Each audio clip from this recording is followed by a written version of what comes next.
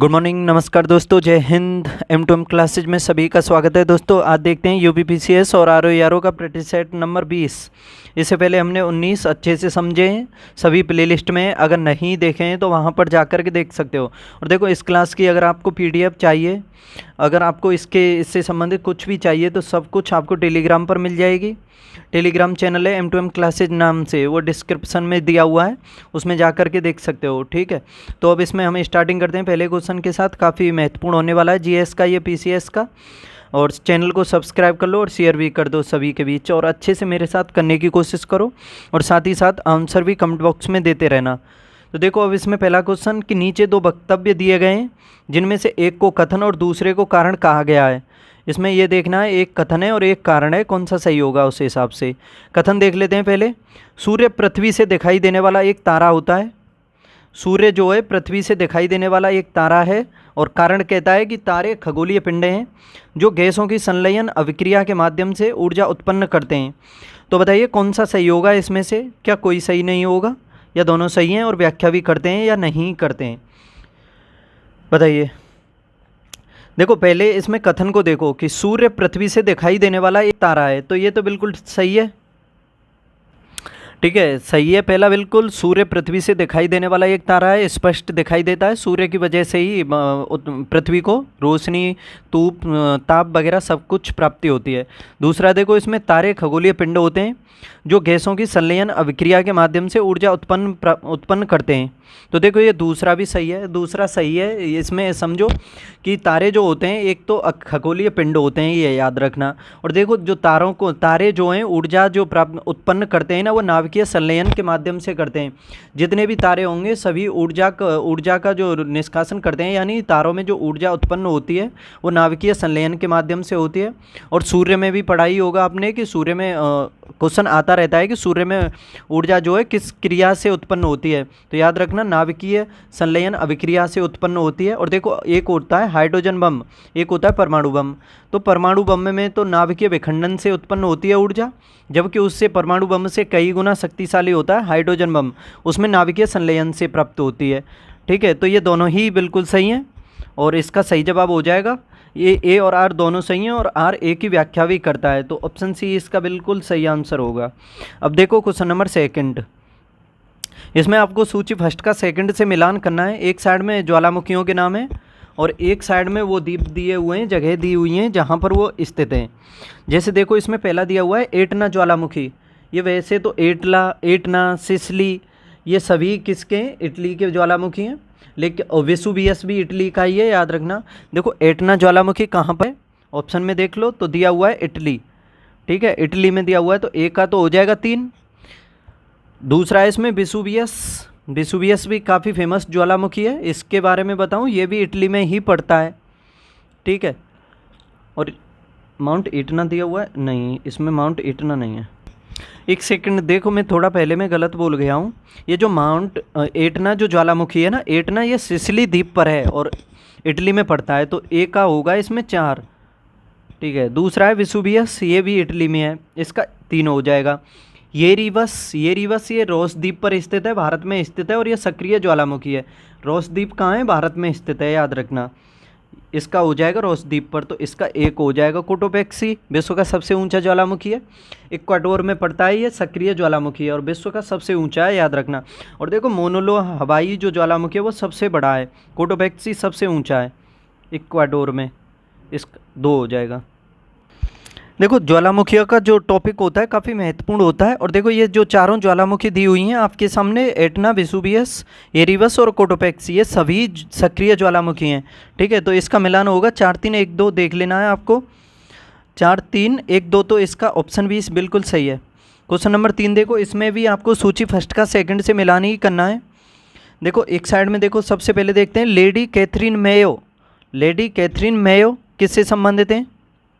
यानी lady Catherine Mayo के द्वारा कौन सी पुस्तक लिखी गई थी? सूची सेकंड में सभी पुस्तकों के नाम लिखे हुए हैं, तो ये देखना है कि कौन सी पुस्तक किसके द्वारा लिखी गई थी।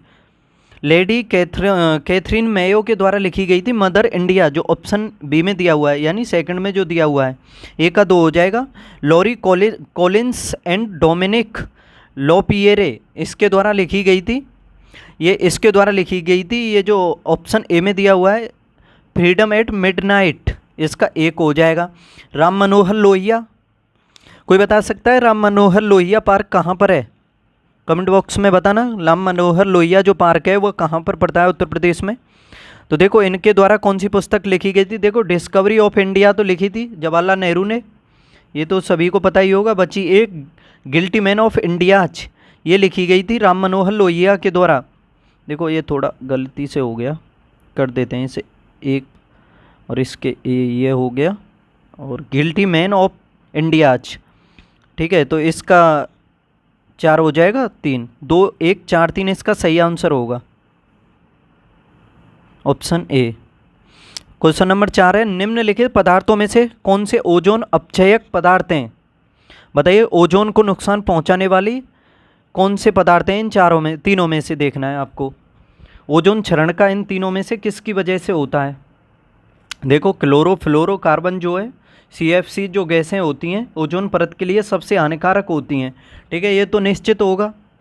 और इसमें आपको ये देखना है हेलोन्स और कार्बन टेट्रा क्लोराइड ये भी हैं क्या? तो देखो इसमें ऑप्शन बताना है कौन सा होगा सही आंसर।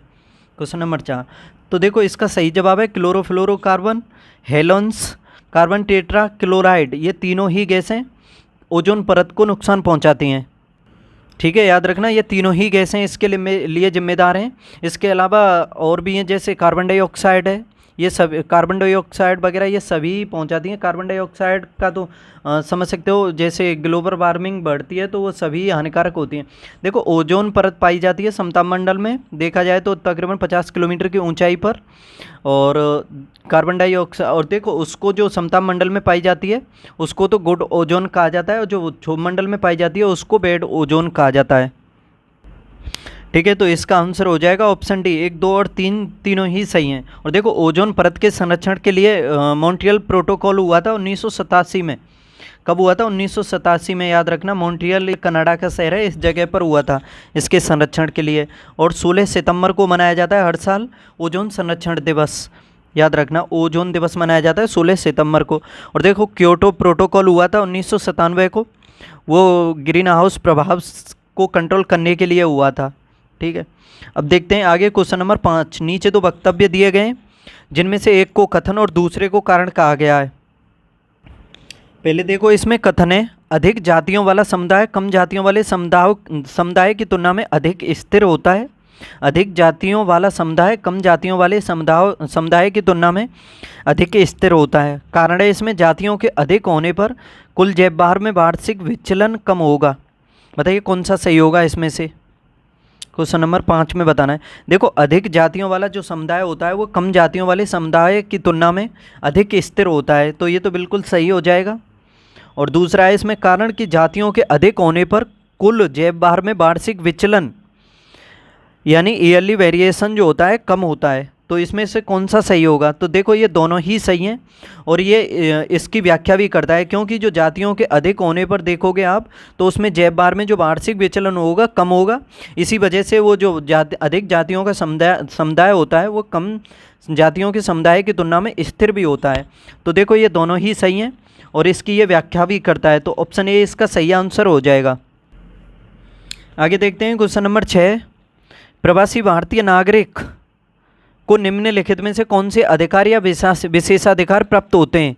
प्राप्त नहीं है। जो प्रवासी भारतीय नागरिक होते हैं उनको निम्नलिखित में से कौन से अधिकार हैं प्राप्त नहीं होते हैं? देखो काफ़ी अच्छा क्वेश्चन है ये। प्रवासी भारतीय नागरिकों को निम्नलिखित में से कौन से अधिकार या विशेषाधिकार प्राप्त होते हैं? पहले तो ये समझ लो कि प्रवासी भारतीय किसे कहते हैं। देखो वह नागरिक जो भारत को छोड़ करके अन्य देशों में जा कर के रहने लगते हैं उन्हें प्रवासी भारतीय कहते हैं, और ये काफ़ी फेमस हो जाते हैं, जैसे कि ये काफ़ी देशों में फैले हुए हैं, भारत से जा कर के बस गए हैं और दूसरे देशों में रहते हैं, ठीक है, वहाँ की नागरिकता ले करके। और देखो इन्हें जो अधिकार प्राप्त होते हैं, ना तो ये विधानसभा चुनाव लड़ सकते हैं, ठीक है, ना ये आम चुनावों में मतदान कर सकते हैं भारत में, लोक सेवाओं में भी ये नियुक्त नहीं हो सकते हैं। तो समझ सकते हो ये जो तीनों अधिकार हैं इनको इनमें से कोई सा भी अधिकार प्राप्त नहीं होता है, तो इसका सही जवाब हो जाएगा ऑप्शन डी। देखो प्रवासी भारतीय एक नागरिकता यानी OCI है, समझ सकते हो, आवर्जन दर्जा होता है इनके लिए। इसके माध्यम से ये जो है अनिश्चित काल तक भारत में रह सकते हैं और कार्य भी कर सकते हैं, प्रवासी जो भारतीय रहते हैं भारत में, ये प्रवासी भारतीय नागरिकता के माध्यम से भारत में अनिश्चित काल तक रह सकते हैं और अपना कोई कार्य धंधा भी कर सकते हैं। इसे अगस्त 2005 में नागरिकता संशोधन अधिनियम था 2005, उसके माध्यम से लागू किया गया था। ठीक है, प्रवासी भारतीय इतना समझ लेना कि प्रवासी भारतीय उसको कहेंगे जो भारत को छोड़ करके अन्य देशों में रहते हैं। ठीक है, तो इसका सही जवाब हो जाएगा ऑप्शन डी। अब देखो क्वेश्चन नंबर 7, एक सेकंड दोबारा समझ लो अच्छे से कि प्रवासी भारतीय नागरिक किसे कहते हैं हम। प्रवासी भारतीय नागरिक उसे कहते हैं जो भारत को छोड़ के दूसरे देशों में यानी अन्य देशों में जा कर के बस जाते हैं और वहाँ की नागरिकता लेते हैं, तो उसे कहते हैं प्रवासी भारतीय। ठीक है, और देखो एक होता है, आपने सुना होगा भारतीय मूल के व्यक्ति। भारतीय मूल के व्यक्ति उसे कहते हैं जो दूसरे देशों में रहते हैं लेकिन उनके जो पूर्वज थे वो भारतीय थे। ठीक है, ओसीआई के माध्यम से इसमें क्या बोलते हैं, प्रवासी भारतीय। हाँ, इसी के माध्यम से इन्हें भारत सरकार के द्वारा दोहरी नागरिकता के भी कुछ प्रावधान दिए गए हैं। और एक होते हैं आंग्ल भारतीय, ये भी सुने होंगे आपने। आंग्ल भारतीय उसे कहते हैं जिनका जन्म तो भारत में हुआ है लेकिन इनके पूर्वज माता पिता और दादी वगैरह जो थे वो अंग्रेज यानी विदेशी थे। ठीक है, तो देखो प्रवासी भारतीयों के लिए कौन से अधिकार हैं, तो विधानसभा में चुनाव लड़ने का अधिकार इनको नहीं है। प्रवासी भारतीयों को विधानसभा में चुनाव लड़ने का अधिकार नहीं है। आम चुनावों में मतदान करने का भी अधिकार नहीं है इनको, और लोकसभा में नियुक्त होने का भी अधिकार नहीं है। तो समझ सकते हो इनमें से कोई सा भी अधिकार इनको नहीं है। देखो प्रवासी भारतीय यानी ओसीआई जो क्या बोलते हैं आवर्जन जो दर्जा इन्हें मिलता है उसके माध्यम से ये भारत में अनिश्चित काल तक निवास कर सकते हैं और कुछ कार्य यानी कुछ काम धंधा भी कर सकते हैं अनिश्चित काल तक। याद रखना 2005 में एक नागरिकता संशोधन अधिनियम आया था, उसी के द्वारा ये लागू किया गया था। ठीक है, तो अब आगे देखते हैं क्वेश्चन नंबर 7, निम्नलिखित में से किस कारण से पर्यावरण में ग्रीन हाउस प्रभाव में वृद्धि होती है। निम्नलिखित में से किस कारण से पर्यावरण में ग्रीन हाउस प्रभाव में वृद्धि होती है। कार्बन मोनोऑक्साइड के कारण, कार्बन डाइऑक्साइड के कारण, ऑक्सीजन के कारण। बताइए किसकी वजह से पर्यावरण में ग्रीन हाउस प्रभाव में वृद्धि होती है। तो देखो सबसे महत्वपूर्ण कारण है इसके लिए कार्बन डाइऑक्साइड के कारण। कार्बन डाइऑक्साइड में सबसे महत्वपूर्ण भूमिका, उसमें ग्रीन हाउस प्रभाव में सबसे महत्वपूर्ण भूमिका कार्बन डाइऑक्साइड ही निभाता है। ठीक है, याद रखना। आगे देखते हैं, निम्नलिखित युग्मों में से कौन सा एक सही सुमेलित है। एक साइड में बायोस्फीयर, इकोसिस्टम, इकोलॉजी, जैव विविधता दिए हुए हैं और एक साइड में उनसे संबंधित व्यक्तियों के बारे में लिखा हुआ है। यानी ये समझ सकते हो बायोस्फीयर, इकोसिस्टम, इकोलॉजी, जैव विविधता जो वर्ड हैं ये सबसे पहले किसके द्वारा दिए गए थे और इसमें ये देखना है कौन सा सही है। देखो बायोस्फीयर रिजर्व जो वर्ड है सबसे पहले किसके द्वारा दिया गया था, ये एडवर्ड सुएस ने 1875 में दिया था बायोस्फीयर रिजर्व जो शब्द है। ठीक है, तो देखो इसमें ये पहला मिलान गलत दिया हुआ है, ये 1875 में दिया गया था एडवर्ड सुएस के द्वारा। ऑप्शन बी में देखो इकोसिस्टम जो यानी पारिस्थितिकी तंत्र जो शब्द है ये सबसे पहले दिया गया था एजी टांसले के द्वारा। किसके द्वारा, एजी टांसले के द्वारा, ये भी गलत है। इकोलॉजी वर्ड जो दिया था सबसे पहले दिया था रीटन ने। किसने दिया था, रीटन ने दिया था।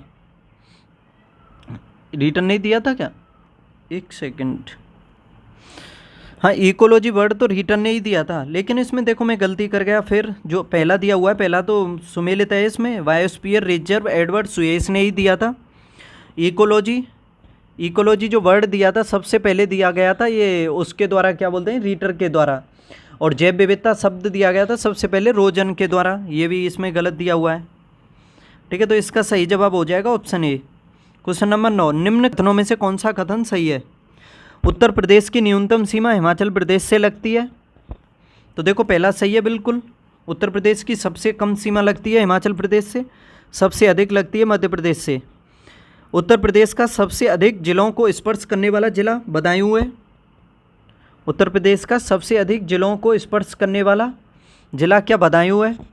तो देखो ये भी ठीक है, बदायूं है, ये 9 जिलों को स्पर्श करता है। और उत्तर प्रदेश की सीमा सबसे अधिक किससे लगती है, सबसे कम हिमाचल प्रदेश से। जो उत्तर में देखोगे आप सहारनपुर जो जिला है उसी से लगती है मात्र हिमाचल प्रदेश से, और सबसे अधिक लगती है मध्य प्रदेश से। तो ये दोनों ही कथन बिल्कुल सही हैं, इसके ऑप्शन सी सही जवाब हो जाएगा।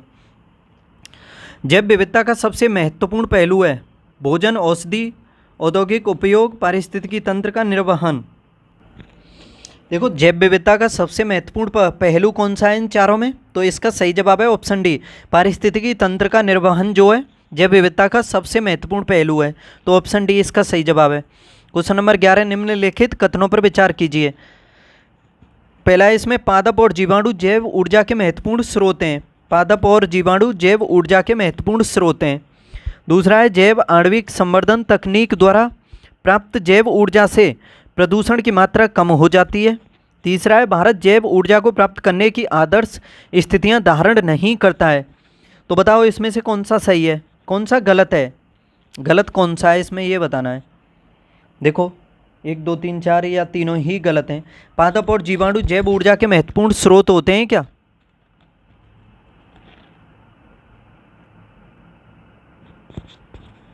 बताइए। देखो इसमें पहला कि पादप और जीवाणु जैव ऊर्जा के महत्वपूर्ण स्रोत हैं, तो बिल्कुल सही है। दूसरा है, जैविक आणविक संवर्धन तकनीक द्वारा प्राप्त जैव ऊर्जा से प्रदूषण की मात्रा कम हो जाती है। तो देखो ये दूसरा भी सही है। भारत जैव ऊर्जा को प्राप्त करने की आदर्श स्थितियां धारण नहीं करता है। क्या ये सही लग रहा है? बताओ। देखो, भारत तो जैव ऊर्जा को प्राप्त करने के लिए आदर्श स्थितियां धारण करता है, तो ये तीसरा इसमें गलत है। और वो पूछा है इसमें जो गलत है, ऑप्शन में देख लो, ऑप्शन बी है इसका सही, केवल 3 गलत है इसमें। क्वेश्चन नंबर 12, बजट 2024-25 के अनुसार केंद्र सरकार द्वारा महत्वाकांक्षी स्किल इंडिया मिशन के अंतर्गत अब तक देश के कुल कितने युवाओं को प्रशिक्षित किया गया है? बजट 2024-25 के अनुसार केंद्र सरकार द्वारा महत्वाकांक्षी स्किल इंडिया मिशन है, ठीक है, इसके अंतर्गत अब तक देश के कुल कितने युवाओं को प्रशिक्षित किया गया है? 1.4 करोड़, 1.8 करोड़, 2.4 करोड़, 3.2 करोड़।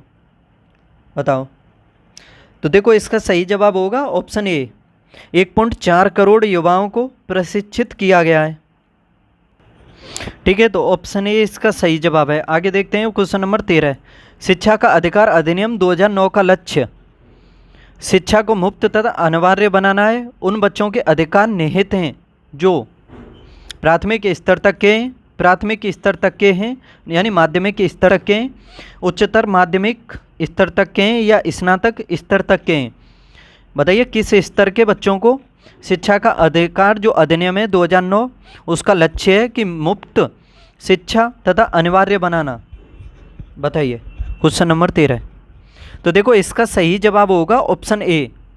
ऑप्शन ए यानी प्राथमिक स्तर तक के बच्चों को शिक्षा का अधिकार अधिनियम 2009 के लक्ष्य के माध्यम से शिक्षा जो है मुफ्त और अनिवार्य बनाना है प्राथमिक स्तर तक के बच्चों के लिए। क्वेश्चन नंबर 14, इसमें मिलान करना है सूची फर्स्ट का सेकंड से। काफ़ी इंपॉर्टेंट है, स्टार लगा लेना, निश्चित पूछा जाएगा। एक साइड में ये रेटें दी हुई हैं, बंदी प्रत्यक्षीकरण, परमादेश, उत्प्रेषण, अधिकार परीक्षा। देखो बता दूं, सर्वोच्च न्यायालय यानी सुप्रीम कोर्ट तो आर्टिकल 32 के तहत रिटें जारी करता है 5 प्रकार की। आर्टिकल 226 के तहत हाई कोर्ट रिटें जारी करता है 6 प्रकार की। ये एकमात्र मामला है जिसमें अधिक शक्ति उच्च न्यायालय के पास है। जो छठवीं रिट है उसको ओनली उच्च न्यायालय जारी करता है, जिसका नाम है इंजेक्शन रेट। बाकी सभी जो 5 प्रकार की रिटें हैं वो दोनों जारी करते हैं। अब देखो इसमें बंदी प्रत्यक्षीकरण, इसमें इसका मिलान क्या होगा बंदी प्रत्यक्षीकरण से? बताइए। देखो इसको इंग्लिश में हेवियस कॉर्पस कहते हैं और इसका अर्थ होता है सशरीर प्राप्त करना। सशरीर प्राप्त करना, तो हमें शरीर चाहिए, तो इसका जवाब हो जाएगा 1 का 3 होगा, ठीक है। तो 1 का हो जाएगा इसमें 3। देखो बंदी प्रत्यक्षीकरण के बारे में बता दूं, सशरीर न्यायालय में पेश करना इसका तो अर्थ होता है। देखो इसके बारे में समझना कि जो बंदी प्रत्यक्षीकरण रिट जारी की जाती है उसको कब किया जाता है? जब किसी व्यक्ति को अवैध तरीके से बंदी बनाया जाता है या फिर गिरफ्तार किया जाता है, तो उसे गिरफ्तारी के बाद 24 घंटे में पेश करने के लिए यह रिट जारी की जाती है। और देखो यह सार्वजनिक प्राधिकरण और निजी प्राधिकरण दोनों के खिलाफ जारी की जा सकती है बंदी प्रत्यक्षीकरण। दूसरी है इसमें परमादेश।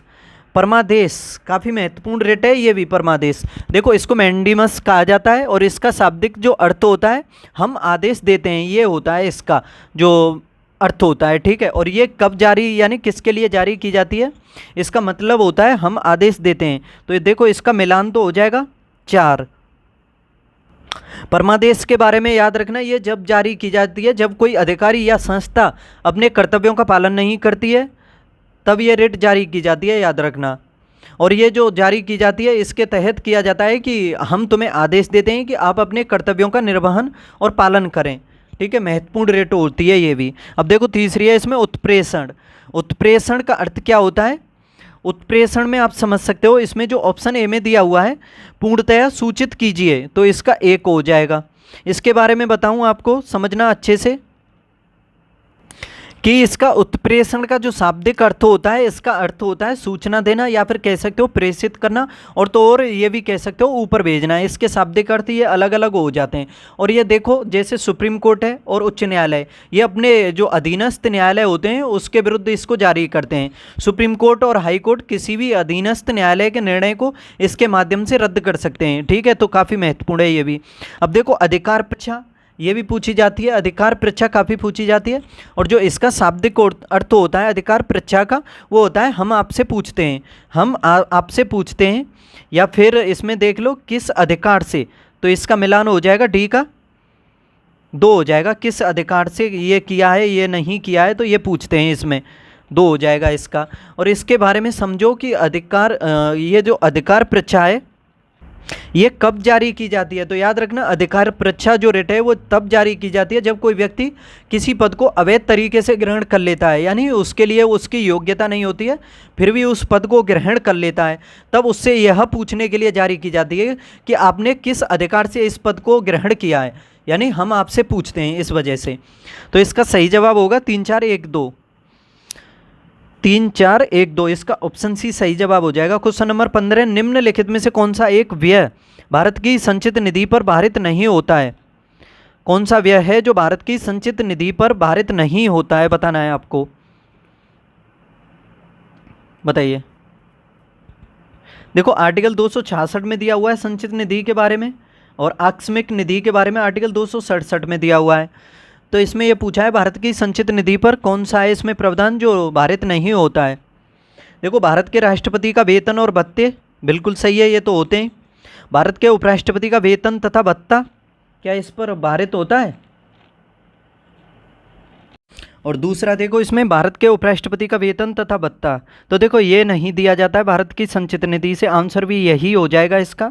जो इसका ये वेतन भत्ता दिया जाता है संसद अधिकारियों के लिए, जो वेतन और भत्ता अधिनियम है 1953 का, उसके तहत इसको दिया जाता है। और याद रखना उपराष्ट्रपति को वेतन उपराष्ट्रपति के रूप में नहीं मिलता है, इसको जो वेतन मिलता है राज्यसभा के सभापति के नाते मिलता है, इसका जो वेतन मिलता है, ठीक है। और भारत के उच्चतम न्यायालय के न्यायाधीशों का वेतन भत्ता ये भारत की संचित निधि पर ही है, और लोकसभा अध्यक्ष का भी, ठीक है। तो आंसर होगा इसका ऑप्शन बी।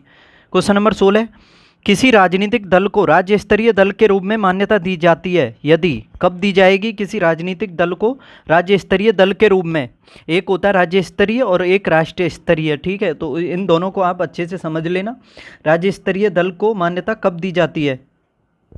देखो इसमें पहला है कि वह राज्य में या तो लोकसभा अथवा विधानसभा चुनाव में 4% वोट प्राप्त करता है, तो देखो ऐसा कोई प्रावधान नहीं है। दूसरा है वह राज्य में या तो लोकसभा अथवा विधानसभा चुनाव में 6% वोट प्राप्त करता है, तो ये निश्चित है, ठीक है। ये बिल्कुल सही जवाब दिया हुआ है इसमें। देखो राज्यसभा उसमें भारत में देखा जाए तो जो राजनीतिक दल हैं उसको राज्य स्तरीय दल के रूप में मान्यता प्राप्त करने के लिए जैसे शर्तों में देखा जाए तो उसने जो राज्य में देखो लोकसभा और विधानसभा के चुनाव होते हैं उसमें कम से कम 6% मत प्राप्त किए हुए हों, जो कुल डाले गए वैध मत होते हैं उनके 6%। इसके साथ ही उससे संबंधित राज्य में विधानसभा की कम से कम 2 सीटें प्राप्त की हों, तथा उसने कम से कम 4 राज्यों में 2 सीट प्राप्त की हों, तो उसको भी दिया जा सकता है ये, ठीक है। तो ये इसका सही हो जाएगा। लेकिन देखो एक चीज़ और पूछी जाती है कि राष्ट्र स्तरीय दल के लिए, जैसे वर्तमान में 6 राष्ट्रीय स्तरीय दल हैं, राष्ट्र के यानी राष्ट्रीय स्तरीय दल किसे कहते हैं? जो पूरे राष्ट्र में होते हैं, और राज्य स्तरीय वो होते हैं जो राज्य के लिए ही होते हैं। जैसे 6 राष्ट्रीय स्तरीय दल हैं, जैसे आपका एक है भारतीय राष्ट्रीय कांग्रेस, दूसरा है बीजेपी भारतीय जनता पार्टी, तीसरा है बीएसपी बहुजन समाजवादी पार्टी, और चौथी है आपकी भारतीय कम्युनिस्ट पार्टी जो मार्क्सवादी है, ठीक है। और 5वीं है नेशनल पीपल्स पार्टी जिसे एनपीपी भी कहते हैं, और जो सबसे नई बनी है वो आम आदमी पार्टी केजरीवाल की, ठीक है, झाड़ू वाली, अभी काफ़ी चर्चा में है जेल में जाने की वजह से। देखो राष्ट्रीय स्तरीय दल के लिए भी कुछ शर्तें हैं, 2-3 शर्तें, वो समझ लो अच्छे से।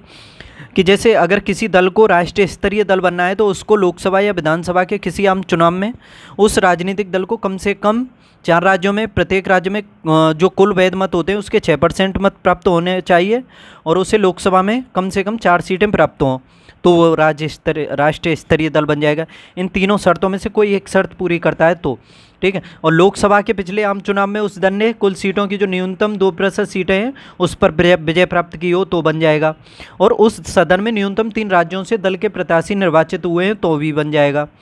और एक और शर्त है, वो है उस राजनीतिक दल को 4 या अधिक राज्यों में राज्य स्तरीय दल के रूप में मान्यता प्राप्त हो जाती है। अगर किसी दल को 4 राज्यों में राज्य स्तरीय दल की मान्यता प्राप्त हो जाती है तो वो राष्ट्रीय स्तरीय दल बन जाएगा। और 6 याद रखना, 6% वाला जो बता रहा हूँ अधिकतर यही आएगा, ठीक है। तो आगे देखते हैं क्वेश्चन नंबर 7। निम्नलिखित में से गलत विकल्प का चयन करें। गलत विकल्प का, प्राचीन भारत का इतिहास लिखने का पहला प्रयास अफगानों ने किया था क्या? गलत चुनना है इसमें से, क्वेश्चन नंबर 17 में से। क्या सबसे पहले जो भारतीय प्राचीन भारत का इतिहास है, सबसे पहले इसका प्रयास अफगानों के द्वारा किया गया था क्या? बताओ। देखो अफगानों से पहले तो यूनानियों ने किया था ना, ये गलत हो जाएगा और गलत ही पूछा है। दूसरा है मेगस्थनीज ने इंडिका लिखी थी, बिल्कुल सही है। कौटिल्य की अर्थशास्त्र है। इतिहास लेखन का दूसरा चरण अलबरूनी के टाइम से शुरू होता है। अलबरूनी महमूद गजनवी के टाइम में था, याद रख लेना इसको भी। और 4 है इसमें, प्रसिद्ध जर्मन विद्वान मैक्स मूलर ने वेदों का अनुवाद sacred books of the east के रूप में किया है। तो देखो ये बाकी सब सही हैं, जो ए है वो गलत है और वही आंसर है इसका। Question number 18। क्वेश्चन नंबर 18 देखो, हर्ष के दरबार में हेनस्वांग को एक दूत के रूप में किसने भेजा था? काफ़ी अच्छा क्वेश्चन है। हेनस्वांग, ये तो सभी को पता होगा कि हेनस्वांग जो आया था हर्षवर्धन के टाइम में आया था, लेकिन इसको किसने भेजा था? ताइसुंग, तुंग कुआन, कु येन वू, किसके द्वारा भेजा गया था? तो देखो ये इसको भेजा गया था ताइसुंग के द्वारा। तो इसका ऑप्शन ए बिल्कुल सही हो जाएगा। देखो हर्ष के दरबार में ये 629 में आया था। कब? 629 AD में आया था, ईस्वी में, ठीक है। और यह 16 वर्षों तक रहा था भारत में, और इसने काफ़ी स्थानों की यात्रा भी की थी, और जिसमें देखो 6 वर्ष ये नालंदा विश्वविद्यालय में रहा भी था और वहाँ पर शिक्षा भी ग्रहण की थी। इसने हेनस्वांग ने जो है इसका क्या बोलते हैं, एक पुस्तक लिखी थी CU की, उसमें इसके हर्षवर्धन के उसको वृत्तांत को इसमें प्रदर्शित किया था। और इसके अलावा इसने 138 देशों का वो भी की थी यात्रा, नहीं विवरण मिलता है इसमें ग्रंथों में, 138 देशों के बारे में विवरण मिलता है जो ये CU की है इसकी, ठीक है। और हेनस्वांग को ही इसने यात्रियों का राजकुमार भी कहा था, ये काफ़ी पूछा जाता है। तो देखो ये सही हो जाएगा, ऑप्शन ए। Question number 19। अब इसमें देखना है आपको, युग्मों पर विचार करना है, कौन सा सही सुमेलित है। जयमोती पहली असमिया फिल्म है क्या? जयमोती, तो देखो पहली असमिया फिल्म है ये जयमोती, जो है 1935 में बनी थी, ये 1935 में, तो पहला तो इसमें सही है। सीता विवाह जो है ये पहली ओडिसी फिल्म है, ये 1936 में बनी थी। निजरानो ये पहली राजस्थानी फिल्म है, ये भी सही है। निजरानो, ये स्टार लगा लेना, निजरानो पहली राजस्थानी है। और मातमगी ये पहली मणिपुरी फिल्म है, ये सही है, पहली मणिपुरी है। तो इसमें देखना है कौन सा सही है इसमें। तो देखो शायद इसके ये सभी सही सुमेलित हैं। महात्मगी तो पहली मणिपुरी है ना, तो इसका सही जवाब हो जाएगा ऑप्शन डी, सभी सुमेलित हैं। क्वेश्चन नंबर 20, कथनों पर विचार करना है। पहला कथन है, न पाषाणकालीन स्थल कोडेकाल से हिरण के 3 प्रजातियों के अवशेष मिले। दूसरा है, मध्य पाषाणकालीन स्थल महदहा एवं दमदमा से हिरण की 2 प्रजातियों के दांत मिले। तीसरा है, HD संकलिया ने सोहन घाटी से मानव आवास एवं हैंडएक्स के साक्ष्य लिद्दर नदी के तट पर स्थित पहलगाम से प्राप्त किए हैं। तो इसमें भी बताओ कौन सा सही है इसमें। और देखो अगर आपको दोस्तों अगर इस क्लास की आपको PDF चाहिए तो वो भी मिल जाएगी आपको। MTM क्लासेज नाम से ही टेलीग्राम चैनल है, उस पर जाकर के देख सकते हो आप, ठीक है। ज्वाइन कर लो उसको और उस पर जाकर के देख सकते हो। उसके अलावा उस पर क्विज वगैरह और इम्पोर्टेंट GK के क्वेश्चंस भी आते हैं डेली, तो वो भी देखा करो, उससे भी आपको काफ़ी फ़ायदा होगा GS में। तो देखो इसमें कि पहला है इसमें नवपाषाण कालीन स्थल कोड़े काल से हिरण की 3 प्रजातियों के अवशेष मिले। तो देखो सही है पहला। मध्यपाषाण कालीन स्थल महदहा एवं दमदमा से हिरण की 2 प्रजातियों के दांत मिले, ये भी सही है इसका। तीसरा है इसमें 2 सही हैं इसके, ये मध्यपाषाण कालीन स्थल जो महदहा एवं दमदमा हिरण की 2 प्रजातियों के दांत यहीं से मिले। और देखो ये पूछा जाता है कि ये जो महदहा और दमदमा है ये मध्यपाषाण कालीन स्थल हैं, इतना और याद रख लेना, ठीक है, काफ़ी इंपॉर्टेंट है ये पॉइंट। तीसरा देखो HD संकलिया ने सोहन घाटी से मानव आवास एवं हैंड एक्स के साक्ष्य लिद्दा नदी के तट पर स्थित पहलगाम से प्राप्त किए हैं। तो देखो ये तीनों ही सही हैं बिल्कुल, तो ऑप्शन डी इसका सही जवाब है। अब इसमें सूची फर्स्ट का सेकंड से मिलान करो। एक साइड में वैदिक नदियों के बारे में लिखा हुआ है, एक साइड में आधुनिक नदियों के बारे में, यानी जो वैदिक काल में उनको किस नाम से जाना जाता था और आधुनिक काल में किस नाम से जाना जाता है। कुबहा किस नदी को कहा जाता था? कुबहा, देखो कुबहा जो वर्तमान में काबुल नदी है उसी को पहले कुबहा कहा जाता था और ये अफ़गानिस्तान में प्रवाहित होती है। तो इसका हो जाएगा 1 का 2 हो जाएगा। और ये परुसणी तो काफ़ी फेमस है, दसराज का जो युद्ध है इसी नदी पर लड़ा गया था, सुदास और 10 राजाओं के मध्य, इसमें सुदास विजयी हुआ था। और देखो पुरुष नदी को वर्तमान में देखा जाए तो रावी नदी के नाम से जाना जाता है और भारत और पाकिस्तान दोनों में प्रवाहित होती है ये, तो इसका 3 हो जाएगा। सदानीरा भी काफ़ी फेमस थी, इसको कहा जाता था जो वर्तमान की गंडक है उसी को कहा जाता था सदानीरा, ठीक है, याद रखना। तो इसका हो जाएगा गंडक 1 हो जाएगा, और सतुद्री ये सतलुज को कहा जाता था। तो देख लो इसका 2 3 1 4 इसका सही जवाब हो जाएगा। 2 1 2 1 नहीं 2 3 1 4 2 3 1 4, तो ऑप्शन बी इसका सही है। आगे देखते हैं क्वेश्चन नंबर 23। कथन है इसमें, काफ़ी महत्वपूर्ण क्वेश्चन है। लॉर्ड हॉर्डिंग के समय वर्ष 1911 में आयोजित तीसरे दिल्ली दरबार में ब्रिटेन के राजा जॉर्ज पंचम ने 12 दिसंबर 1911 को राजधानी कलकत्ता से दिल्ली स्थानांतरित की थी क्या? और दूसरा है इसमें वर्ष 1902 में गठित रेले आयोग की सिफारिश पर लॉर्ड कर्जन द्वारा दिल्ली स्थानांतरित करने की घोषणा की थी क्या? और तीसरा है इसमें वर्ष 1904 में भारतीय विश्वविद्यालय अधिनियम पारित किया गया था। तो बताइए इसमें से सही कौन सा होगा?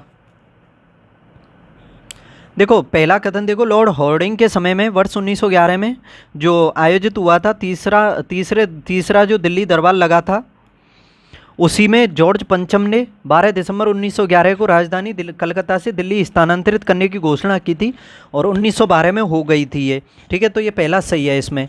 दूसरा इसमें 1902 में गठित रेले आयोग की सिफारिश पर लॉर्ड कर्जन द्वारा दिल्ली स्थानांतरित करने की घोषणा की गई थी। रेले आयोग की सिफारिश पर लॉर्ड कर्जन द्वारा दिल्ली स्थानांतरित करने की घोषणा की गई थी। देखो इसमें मुझे कुछ टाइपिंग मिस्टेक लग रही है, शायद ये इसमें 2 कथन है, पहला तो ऊपर वाला हो गया या कंप्लीट है, 3 नहीं है इसमें। वर्ष 1902 में गठित रेले आयोग की सिफारिश पर लॉर्ड कर्जन द्वारा दिल्ली स्थानांतरित करने की घोषणा की गई थी। वर्ष 1904 में भारतीय विश्वविद्यालय अधिनियम पारित किया गया था। तो देखो ये कंप्लीट ही है, यानी लॉर्ड कर्जन द्वारा 1902 में गठित जो रेले आयोग था उसकी सिफारिश के आधार पर 1904 में भारतीय विश्वविद्यालय अधिनियम पारित किया गया था रेले आयोग की में। रेले आयोग कब का है? 1902 का, ठीक है, और इसी की सिफारिश पर 1904 में भारतीय विश्वविद्यालय अधिनियम पारित किया गया था। तो देखो ये दूसरा भी सही है, इसमें समझ सकते हो, इसमें कोई सा गलत नहीं है, दोनों सही हैं इसमें। तो समझ लो इसमें ये पूछा है कौन सा गलत है, तो कोई भी नहीं है, ऑप्शन डी हो जाएगा इसका सही जवाब। निम्नलिखित कथनों पर विचार करें। पहला है इसमें कैबिनेट मिशन वर्ष 1940 में आया था कैबिनेट मिशन, और इसने मुस्लिम लीग की पाकिस्तान की मांग को स्वीकार नहीं किया था। क्या ये सही है इसमें? तो देखो ये पहला तो इसमें सही है, कैबिनेट मिशन जो 1940 में आया था, मुस्लिम लीग की पाकिस्तान की मांग थी, इसको इसने अस्वीकार कर दिया था, यानी स्वीकार नहीं किया था। दूसरा है इसमें मुस्लिम लीग ने संविधान सभा के लिए आयोजित चुनावों में प्रतिभाग तो किया परंतु संविधान सभा में शामिल होने से इनकार कर दिया था। तो देखो ये दूसरा भी सही है इसका, मुस्लिम लीग ने संविधान सभा के लिए जो आयोजित चुनाव हुए थे उसमें भाग तो लिया था परंतु संविधान सभा में शामिल होने से इनकार कर दिया था। तो देखो ये दोनों ही सही हैं, इसका सही जवाब हो जाएगा ऑप्शन सी, बिल्कुल सही है दोनों। अब आगे देखते हैं क्वेश्चन नंबर 24। निम्नलिखित कथनों में से कौन से कथन राजा राम मोहन राय के विषय में सही हैं? राजा राम मोहन राय, देखो राजा राम मोहन राय काफ़ी फेमस व्यक्ति हुए हैं भारत में, और उनके बारे में ये कथन दिए हुए हैं और देखना है कौन सा सही है इसमें से। जैसे देखो इसमें पहला है, उन्होंने आत्मीय सभा की स्थापना की थी। तो देखो आत्मीय सभा की स्थापना राजा राम मोहन राय के द्वारा ही की गई थी, और इन्होंने इसकी स्थापना 1814 में की थी। तो ये पहला बिल्कुल सही है। दूसरा है, इन्होंने द गिफ्ट ऑफ मोनोथीस्ट लिखी थी, द गिफ्ट ऑफ मोनोथीस्ट। तो देखो ये भी इन्हीं के द्वारा लिखी गई थी। और इन्होंने द प्रिसेप्टस ऑफ जीसस, ये काफ़ी इंपॉर्टेंट है, स्टार लगा लेना, ये पूछी जाती है। द प्रिसेप्टस ऑफ जीसस, इसका भी प्रकाशन किया था इन्होंने तकरीबन 1820 में किया था, और ये पब्लिश हुई थी 1823 में। प्रकाशन कब किया था? 1820 में, और 3 साल बाद ये इसका प्रकाशन हुआ, वो पब्लिश हुई थी। और देखो उन्होंने ब्रह्म समाज की भी स्थापना की थी, यानी ब्रह्म सभा भी कह सकते हो, इसकी स्थापना की थी इन्होंने। ये भी काफ़ी पूछी जाती है, कब की थी ब्रह्म समाज की स्थापना? तो देखो ये 20 अगस्त को की थी, 20 अगस्त को 1828 को। ये भी इम्पोर्टेंट है, ठीक है। काफ़ी फेमस व्यक्ति हुए हैं राजा राम मोहन राय, इनके बारे में समझ लो। इन्हें अलग अलग नामों से भी जाना जाता है, जैसे इन्हें आधुनिक भारत का पिता भी कहा जाता है, भारतीय राष्ट्रवाद के जनक भी राजा राम मोहन राय कहलाते हैं, और जो सुधार आंदोलन हुए उसके प्रवर्तक भी कहलाते हैं, नव जागरण का अग्रदूत भी कहा जाता है इन्हें। और इन्होंने देखो एक सबसे पहले पुस्तक लिखी थी 1809 में, जिसका नाम था तोहफात उल मुवाहिद्दीन। वो इन्होंने फारसी भाषा में लिखी थी, और मूर्ति पूजा का इसमें काफ़ी विरोध किया था इन्होंने, और इसी वजह से कहा जाता है कि इनके पिता ने इनको घर से निकाल दिया था, ठीक है। फिर 1814 में उन्होंने आत्मीय सभा लिखी थी। फिर 1816 में इन्होंने वेदांत सोसाइटी की स्थापना की थी। किसकी? वेदांत सोसाइटी की स्थापना राजा राम मोहन राय के द्वारा ही की गई थी 1816 में, लेकिन उससे पहले 2 साल पहले 1814 में आत्मीय सभा की स्थापना की थी। फिर उसके 4 साल बाद 1820 में इन्होंने प्रिसेप्टस ऑफ जीसस लिखी, जो पब्लिश हुई 1823 में। फिर इन्होंने 1828 में ब्रह्म समाज की स्थापना की। 1817 में इन्होंने कलकत्ता में एक हिंदू कॉलेज की स्थापना और की थी, वो भी याद कर लेना। और 1825 में इन्होंने वेदांत कॉलेज की स्थापना की। और 1821 में इनका जो समाचार पत्र है काफ़ी फेमस है, संवाद कौमुदी, वो भी इन्होंने प्रकाशित किया था, संवाद कौमुदी 1821 में। 1822 में एक मिरातुल अखबार, एक तो है मिरातुल अखबार, एक है संवाद कौमुदी, ये दोनों राजा राम मोहन राय से संबंधित हैं, ठीक है। और देखो इन्हीं के प्रयासों से 1829 में विलियम बेंटिंग के द्वारा सती प्रथा का अंत भी किया गया था, और 1830 में अकबर द्वितीय ने इन्हें राजा की उपाधि दी थी, और इनकी मृत्यु हुई थी इंग्लैंड में, जो ब्रिस्टल है इंग्लैंड में, उस जगह पर 1833 में, और वहीं पर इनकी वो क्या बोलते हैं समाधि है, ठीक है। तो इसका सही जवाब हो जाएगा, ये चारों ही सही हैं, तो ऑप्शन डी इसका बिल्कुल सही हो जाएगा। अब देखते हैं क्वेश्चन नंबर 25। इसमें आपको कथनों पर विचार करना है। देखो इसमें सितार देवी कथक नृत्य से संबंधित हैं, सितार देवी। और बेगम अख्तर गजल गायिका, पंडित रविशंकर चित्रकार, कोदऊ सिंह पखावज वादक, कौन कौन से सही हैं, कौन से गलत हैं, बताओ। देखो इसमें पहला है सितारा देवी, तो ये कथक नृत्य से संबंधित हैं, बिल्कुल सही है। बेगम अख्तर ये गजल गायिका हैं। पंडित रविशंकर, देखो ये गलत है, इसमें ये सितार वादक हैं पंडित रविशंकर।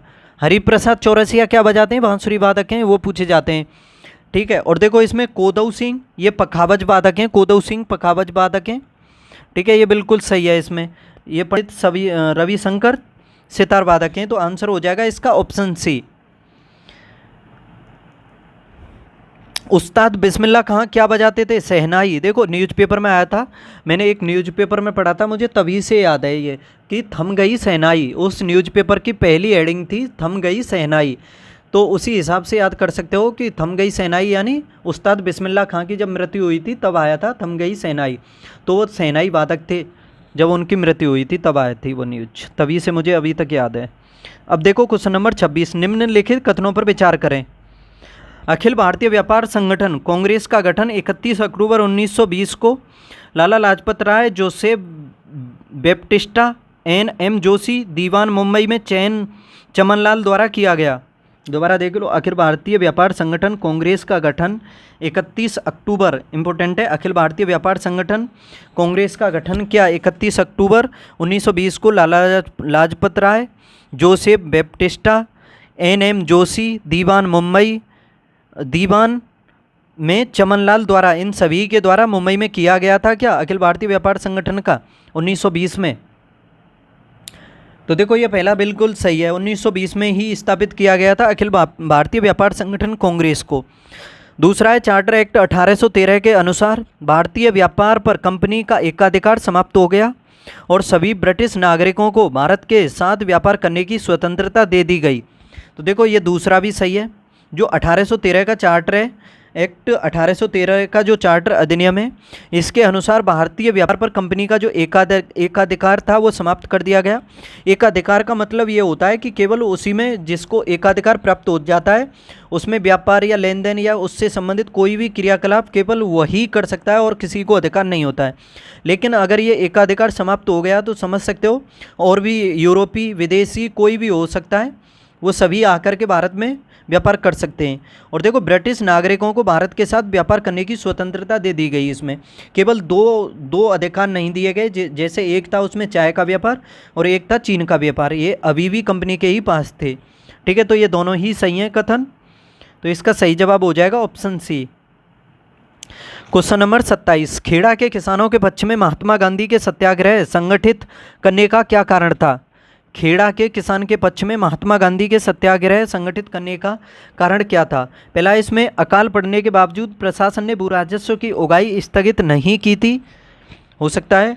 दूसरा है, प्रशासन का यह प्रस्ताव था कि गुजरात में स्थायी बंदोबस्त लागू कर दिया जाए।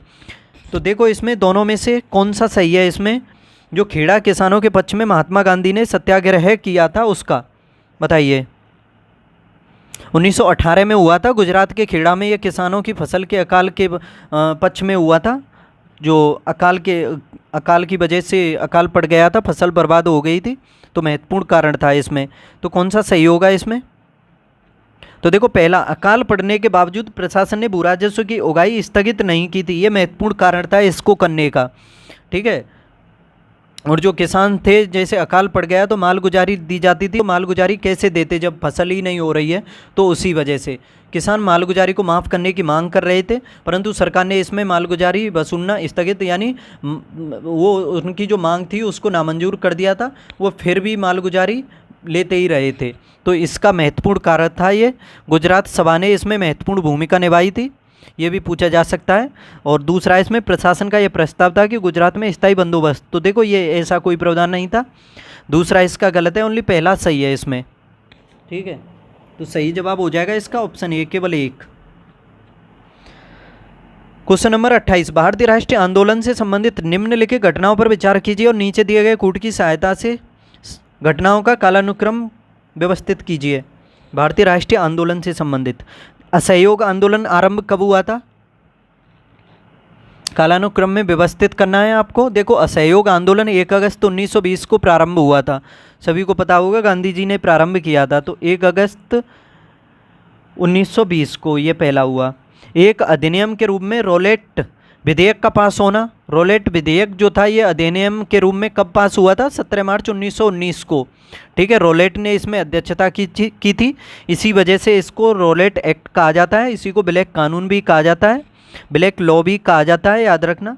बिना अपील, बिना दलील और बिना वकील का कानून इसी को कहा जाता है। तो ये 1919 का है। कब का? 1919 का। ठीक है, इसी के विरोध में हुई थी महात्मा गांधी की गिरफ्तारी। जलियांवाला बाग नरसंहार कब हुआ था? 13 अप्रैल 1919 को हुआ था, ये भी पता होगा सभी को। अप्रैल 1919 को बैसाखी के दिन हुआ था, बैसाख पूर्णिमा के दिन। ठीक है, और ये अमृतसर में हुआ था। इसमें जनरल डायर ने जो सभा हो रही थी उस पर 79 लोगों पर गोलियां चला दी थी, काफ़ी लोगों की इसमें जानें भी गई थी। देखो अब चौथा हो रहा है इसमें, भारतीय राष्ट्रीय कांग्रेस का अमृतसर अधिवेशन।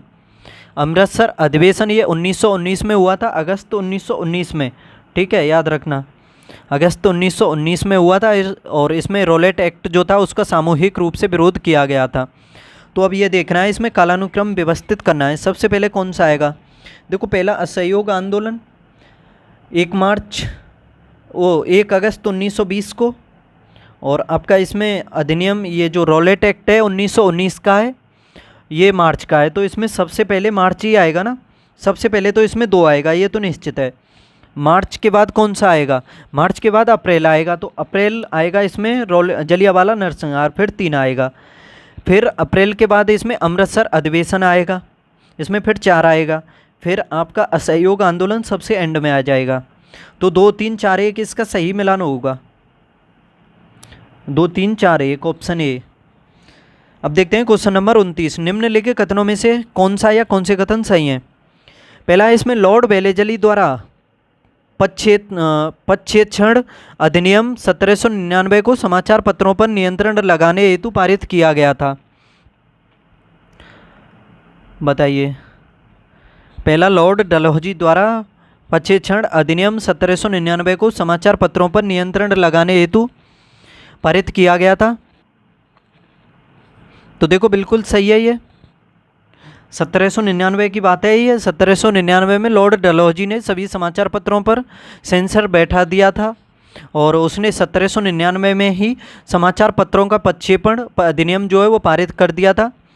और फिर समाचार पत्रों पर नियंत्रण लगाते हुए संपादक, मुद्रक और जो मालिक था उसका नाम, अखबार पर मुद्रण यानी अखबार पर जो उसका नाम, उसका संपादक का नाम, मुद्रक का नाम, ये सभी उस पर रखना वो अनिवार्य कर दिया गया था इसी के द्वारा। तो पहला ये निश्चित है, बिल्कुल सही है। गांधी जी ने साप्ताहिक समाचार पत्र हरिजन का प्रकाशन किया था। तो देखो ये भी सही है, इसका बिल्कुल सही जवाब हो जाएगा। हरिजन जो था इसका प्रकाशन अंग्रेजी में किया था और हरिजन बंधु भी महात्मा गांधी के द्वारा ही शुरू किया गया था, उसका प्रकाशन इन्होंने गुजराती में किया था। और एक और था वो हरिजन सेवक। याद रखना महात्मा गांधी के ये 3 समाचार पत्र हैं। एक तो है आपका ओनली हरिजन, ये अंग्रेजी भाषा में था। एक था हरिजन बंधु, वो इनका गुजराती भाषा में था। और एक हरिजन सेवक, वो था हिंदी भाषा में। ये तीनों थे, इनके महत्वपूर्ण हैं महात्मा गांधी के, याद रख लेना सभी को अच्छे से। देखो 2-3 न्यूज़पेपर और बता देता हूँ महात्मा गांधी के। जैसे एक था इंडियन ओपिनियन। इंडियन ओपिनियन जो था इन्होंने साउथ अफ्रीका से स्टार्टिंग की थी, वो भी काफ़ी पूछा जाता है देख। और एक था दी ग्रीन पैम्पलेट, वो राजकोट से ही स्टार्टिंग की थी। यंग इंडिया भी पूछा जाता है इनका, 1919 में प्रकाशित हुआ था। और देखो इनकी जो ऑटोबायोग्राफी थी वो थी सत्य के मेरे प्रयोग, काफ़ी पूछी जाती है। पहली पुस्तक इनकी लंदन गाइड थी। और my early life, my childhood और सुनो विद्यार्थी, सप्त महाव्रत, ये सभी महात्मा गांधी से संबंधित हैं। ठीक है, तो देखो ये दोनों ही कथन बिल्कुल सही हैं। 1 और 2 इसका सही जवाब हो जाएगा। क्वेश्चन नंबर 30, राज्य के नीति निर्देशक तत्वों के संदर्भ में निम्नलिखित कथनों पर विचार कीजिए।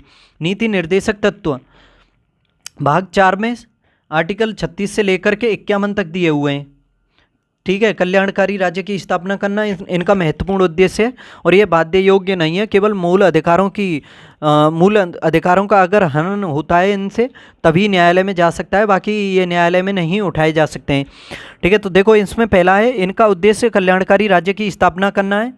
तो पहला बिल्कुल सही है। ये विपक्षी दलों को सरकारी नीतियों को प्रभावित करने हेतु सक्षम बनाते हैं। ये विपक्षी दलों को सरकारी नीतियों को प्रभावित करने हेतु सक्षम बनाते हैं क्या? तो देखो ये दूसरा भी इसका बिल्कुल सही हो जाएगा। तो ये दोनों ही कथन बिल्कुल सही हैं। सही जवाब होगा इसका ऑप्शन सी।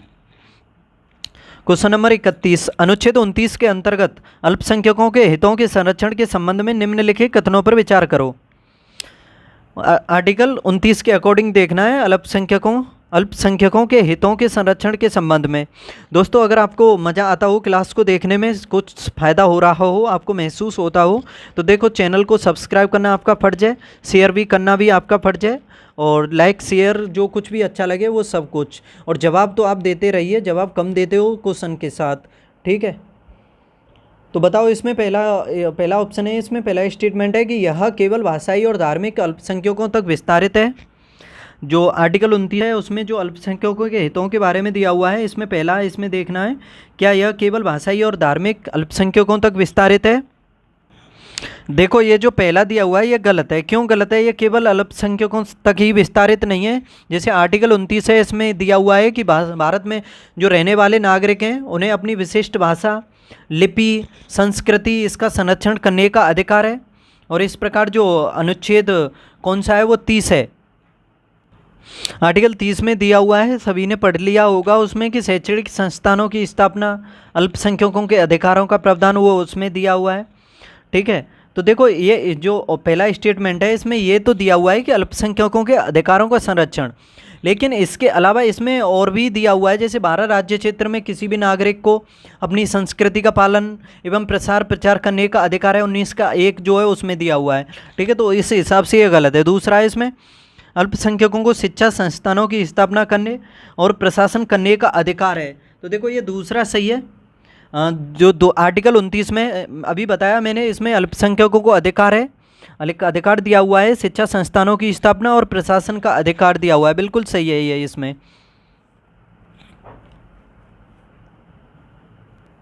ठीक है, तो इसमें ये दूसरा सही है, पहला गलत है, ऑप्शन बी सही हो जाएगा इसका। क्वेश्चन नंबर 32, निम्नलिखित नृत्य से संबंधित युग्मों में से कौन सा युग्म सही सुमेलित है? नृत्यों में देखना है आपको। कर्मा नृत्य धुरिया बुंदेलखंड में, यानी कर्मा महोबा में होता है क्या? धुरिया बुंदेलखंड में, धीवर कहार में, नटवर पूर्वांचल में। तो कौन सा सुमेलित नहीं है इसमें, ये बताना है क्वेश्चन नंबर 32 में। देखो इसमें पहला दिया हुआ है कर्मा नृत्य। कर्मा नृत्य क्या महोबा में होता है? तो देखो ये गलत है, इसमें बिल्कुल 100% गलत है, इसको गलत कर दो।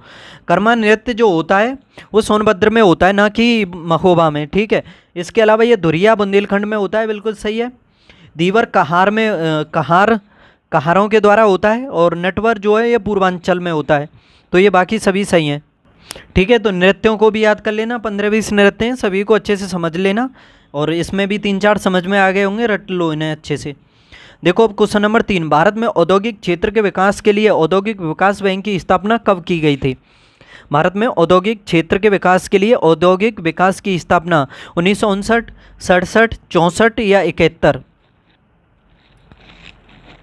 देखो यह की गई थी 1964 में, तो इसका ऑप्शन सी है, बिल्कुल सही जवाब हो जाएगा इसका। और इसका स्वामित्व कब भारत सरकार ने कब लिया था? 1976 से भारत सरकार ने इसका स्वामित्व ले लिया था, यानी ये जो सब कुछ है ये भारत सरकार के अधीन आ गया था 1976 से। ठीक है, बिल्कुल सही हो जाएगा ऑप्शन सी। भारत में विदेशी विनिमय संचय का रखरखाव किसके द्वारा किया जाता है? भारत में विदेशी विनिमय संचय का रखरखाव किसके द्वारा किया जाता है? भारतीय रिजर्व बैंक के द्वारा, भारतीय स्टेट बैंक के द्वारा, भारतीय वित्त मंत्रालय भारत सरकार द्वारा, या भारतीय आयात निर्यात बैंक द्वारा? भारत में विदेशी विनिमय संचय का रखरखाव, बताइए, जवाब बोलो, कमेंट बॉक्स में बताया करो, बताओ कौन सा सही होगा। भारत में विदेशी विनिमय संचय का रखरखाव किसके द्वारा किया जाता है? तो देखो इसका सही जवाब है ऑप्शन ए, आरबीआई, यानी भारतीय रिजर्व बैंक के द्वारा भारत में विदेशी विनिमय संचय का रखरखाव किया जाता है। जैसे देखो ये भारत में विदेशी विनिमय संचय का रखरखाव आरबीआई के द्वारा किया जाता है, लेकिन हम भारत में जो विदेशी विनिमय है उसके माध्यम से देखें तो उसमें हम विदेशी जो मुद्रा विनिमय है, इसके अलावा विशेष आहरण जो अधिकार है जिसे एसडीआर कहते हैं, उसके अलावा सोना यानी सोना और जो रिजर्व ट्रेंच पोजीशन होती है जिसे आरटीएफ कहते हैं, वो भी इसी में है। ठीक है, याद रखना, तो काफ़ी महत्वपूर्ण है ये क्वेश्चन। ऑप्शन ए इसका सही जवाब है। क्वेश्चन नंबर 35, एकीकृत जीएसटी किसके द्वारा संग्रहित होता है? एकीकृत जो जीएसटी है किसके द्वारा संग्रहित होता है? तो देखो ये होता है संग्रहित केंद्र सरकार के द्वारा, एकीकृत जो है केंद्र सरकार के द्वारा होता है। ठीक है, और देखो भारत में जीएसटी की शुरुआत 1 जुलाई 2017 से हुई थी, पूछी जा सकती है, 1 जुलाई 2017 से जीएसटी। ठीक है, याद रख लेना इसे। आगे देखो क्वेश्चन नंबर 36, वर्तमान केंद्र सरकार द्वारा अब तक के कार्यकाल में कुल कितने नए आईटीआई संस्थान स्थापित किए गए हैं? आईटीआई हैं, ना कि आईआईटी। ठीक है, आईआईटी संस्थान कितने स्थापित किए जा चुके हैं अब तक?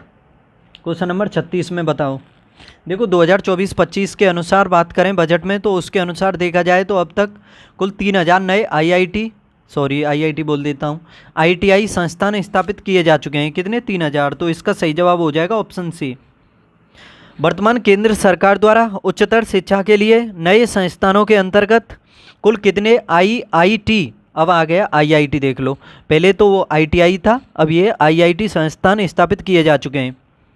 2024-25 के बजट के अनुसार ही अनुमान है ये बताना है आपको। 5, 7, 9, 11 बताओ।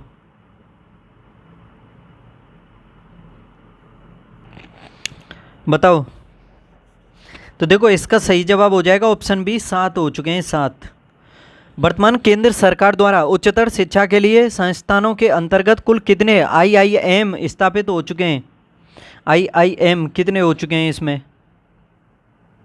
क्वेश्चन नंबर 38 में बताना है। देखो इसमें भी 7 ही होगा जवाब, ऑप्शन बी 7 IIM स्थापित हो चुके हैं। नमदा शिल्प जो चर्चा में रहा था, निम्नलिखित में से किस राज्य से संबंधित है नमदा शिल्प? किस राज्य से संबंधित है नमदा शिल्प? तो याद रखना ये जम्मू कश्मीर से संबंधित है, ऑप्शन सी। नमदा शिल्प भेड़ के ऊन का उपयोग करके बनाया गया एक प्रकार का पारंपरिक कश्मीरी फेल्टेड कालीन होता है। ये कश्मीरी कालीन होता है और इसमें प्रयोग करते हैं हम भेड़ के ऊन का, याद रखना। ठीक है, तो सही जवाब हो जाएगा जम्मू कश्मीर। निम्नलिखित में से 2 वक्तव्य दिए गए हैं, इसमें से एक कथन और एक कारण है और देखना है आपको। कथन देखो, मध्यकाल को अंधकार युग कहा जाता है। मध्यकाल को अंधकार युग कहा जाता है और मध्यकालीन युग सामंतवाद के शासन से त्रस्त था। तो कौन सा सही है इसमें? Question number 40। देखो पहला इसमें कथन मध्यकाल को अंधकार युग कहा जाता था, बिल्कुल सही है या कहा जाता है, और मध्यकालीन युग सामंतवाद के शासन से त्रस्त था। तो देखो ये दोनों ही सही हैं इसमें। मध्यकाल में देखो बात करोगे तो राजाओं और सामंतों को लाभ पहुंचाने वाली जो सामाजिक और आर्थिक पदानुक्रम प्रणालियां थीं वो अस्तित्व में थीं। इसे सामंतवाद कहा जाता था और आम लोगों के पास कोई अधिकार नहीं रहता था, इसीलिए मध्यकाल को अंधकार युग कहा जाता था। तो समझ सकते हो, यह इसकी व्याख्या स्पष्ट रूप से करता है। तो दोनों सही हैं, ये सही जवाब है इसका। ब्रिटिश प्रधानमंत्री ऋषि सुनक द्वारा वर्ष 2023 का पॉइंट ऑफ लाइट अवार्ड निम्नलिखित में से किस व्यक्ति को दिया गया है? ये ब्रिटिश प्रधानमंत्री हैं ऋषि सुनक, यानी इंग्लैंड के। इनके द्वारा ये अवार्ड है पॉइंट ऑफ लाइट अवार्ड। ये किसको दिया गया है? तो देखो ये दिया गया है राजेंद्र सिंह भट्ट को। ऑप्शन बी सही जवाब है इसका, राजेंद्र सिंह भट्ट को दिया गया है। निम्न में से कौन सा एक सूक्ष्मजीवी कीटनाशक है? सूक्ष्मजीवी कीटनाशक Bacillus thuringiensis, Bacillus subtilis, Bacillus polymyxa और बेसिलस ब्रेविस। कौन सा है इसमें सूक्ष्मजीवी कीटनाशक? तो देखो इसका सही जवाब होगा option A bacillus thuringiensis. Bacillus thuringiensis ये जो होता है ये सूक्ष्मजीवी कीटनाशक है। मानव शरीर में हीमोग्लोबिन का कार्य क्या है? हीमोग्लोबिन का महत्वपूर्ण कार्य क्या है? वैसे तो ये रक्त में पाई जाती है, सभी को पता होगा। इसी की वजह से ब्लड का जो कलर है वो लाल होता है। तो इसमें कार्य पूछा है इसका। ऑक्सीजन का परिवहन करना, जीवाणुओं को नष्ट करना, रक्त अल्पता को रोकना या लोहे को उपयोगी बनाना, क्या कार्य है इसका? देखो ये हीमोग्लोबिन जो होती है ना, याद रखना लाल रक्त जो कणिकाएं होती हैं उसमें पाया जाने वाला ये धात्विक प्रोटीन होती है और इसमें हीम नामक एक रंजक होता है। हीम नामक, याद रखना कौन सा रंजक होता है? हीम नामक इसमें रंजक होता है। इसी की वजह से जो रक्त है उसका रंग जो है लाल होता है। ठीक है, और इसका जो महत्वपूर्ण कार्य होता है ऑक्सीजन का परिवहन करना होता है। तो इसका ऑप्शन ए बिल्कुल सही हो जाएगा। ठीक है, निम्नलिखित योजनाओं को उनके प्रारंभ वर्ष के अनुसार कालानुक्रम में व्यवस्थित कीजिए। अमृत योजना, देखो अमृत योजना है ये 15 नवंबर 2015 को प्रारंभ हुई थी और इसका प्रमुख जो उद्देश्य है पाइप के माध्यम से इसका जो उद्देश्य है पानी की आपूर्ति करना है अमृत योजना का। ठीक है, तो ये कब की है? 2015 की। 2015 की है अमृत योजना, पाइप के माध्यम से पानी की आपूर्ति करना। अब है अटल पेंशन योजना। चलो ये दोनों ही 15 की हैं, लेकिन इसमें याद कर लो ये 15 नवंबर को स्टार्टिंग हुई थी इसकी। अटल पेंशन योजना ये 9 मई 2015 की है, 9 मई 2015 की। ठीक है, और ये काफ़ी फेमस है। इसमें 18 से 40 वर्ष के आयु के जो व्यक्ति हैं उन्हें असंगठित क्षेत्र के कर्मचारियों व श्रमिकों के लिए 60 वर्ष के उपरांत जो पेंशन दी जाती है उसमें ये सम्मिलित है। इसमें जो अटल पेंशन योजना है इसमें 18 से 40 वर्ष के जो श्रमिक हैं असंगठित क्षेत्र के और कर्मचारी हैं उनको 60 वर्ष पूरी होने के बाद पेंशन दी जाएगी इसके अंतर्गत। तीसरी देखो प्रधानमंत्री श्रमयोगी मानधन योजना। ये जो प्रधानमंत्री श्रमयोगी मानधन योजना है ये 5 मार्च 2019 की है। ठीक है, 2019 को ये इसकी स्टार्टिंग हुई थी और इसमें देखा जाए तो 60 वर्ष के बाद जो 3000 रुपये की पेंशन है उसका प्रावधान है प्रधानमंत्री श्रमयोगी मानधन योजना में। स्वयं योजना, अब देखो ये स्वयं योजना है यानी स्वयं, ये 9 मई 2017 को हुई थी। कब से? 2017 को स्वयं की जो योजना है ये। और देखो इसका उद्देश्य बता दूं, ये नागरिकों को जो वहन करने योग्य एवं जो गुणवत्ता वाली शिक्षा है उसको निःशुल्क दिया जाएगा, इसमें उपलब्ध कराना इसका महत्वपूर्ण उद्देश्य है स्वयं योजना में। तो देखो इसमें सबसे पहले कौन सी आएगी? सबसे पहले आएगी 9 मई वाली, 9 मई नहीं 5 मार्च वाली आएगी। सबसे पहले 3 आएगा, फिर 2 आएगा, फिर 1 आएगा। एक सेकंड, सॉरी, क्योंकि ये जो 5 मार्च वाली है ये तो 2019 की है, तो सबसे पहले 2015 वाली आएगी इसमें। तो 2 आएगी 9 मई वाली अटल पेंशन। उसके बाद आएगी अमृत योजना 15 नवंबर 2015 को। फिर इसके बाद आएगी 2017 वाली जो 9 जुलाई को स्टार्ट हुई थी, 9 जुलाई 2017 को स्वयं योजना, 4 आएगा। और सबसे एंड में 2019 वाली आएगी, 3 आएगा। प्रधानमंत्री श्रमयोगी मानधन 5 मार्च 2019 को। 2 1 4 3 इसका सही जवाब होगा। 2 1 4 3 तो ऑप्शन डी हो जाएगा इसका सही। Question number 45। 4-5 क्वेश्चन और हैं दोस्तों, और थोड़ा और बने रहो बस। निम्नलिखित में से किस वर्ष राष्ट्रीय ग्रामीण रोजगार गारंटी योजना का नाम परिवर्तित करके महात्मा गांधी राष्ट्रीय ग्रामीण रोजगार गारंटी योजना कर दिया गया है? किस योजना का नाम है महात्मा गांधी राष्ट्रीय ग्रामीण रोजगार गारंटी योजना, यानी कह सकते हो मनरेगा, और शुरू में कहते थे इसे नरेगा। तो कब किया गया था नरेगा का नाम बदल करके मनरेगा? 2007, 2008, 2009, 2010 में। तो देखो इसका नाम चेंज किया गया था 2009 में, तो इसका सही जवाब है ऑप्शन सी, 2009 में नरेगा का नाम मनरेगा कर दिया गया था। और देखो जो नरेगा है यानी राष्ट्रीय ग्रामीण रोजगार गारंटी जो योजना है वो स्टार्टिंग हुई थी उसकी 2 फरवरी 2006 को आंध्र प्रदेश के अनंतपुर ज़िले से हुई थी इसकी स्टार्टिंग। और इस योजना के तहत ही कम से कम 1/3 महिला जो हैं लाभार्थियों को इसमें शामिल किया गया है। काफ़ी महत्वपूर्ण योजना है ये, ठीक है, रोजगार से संबंधित महिलाओं के लिए।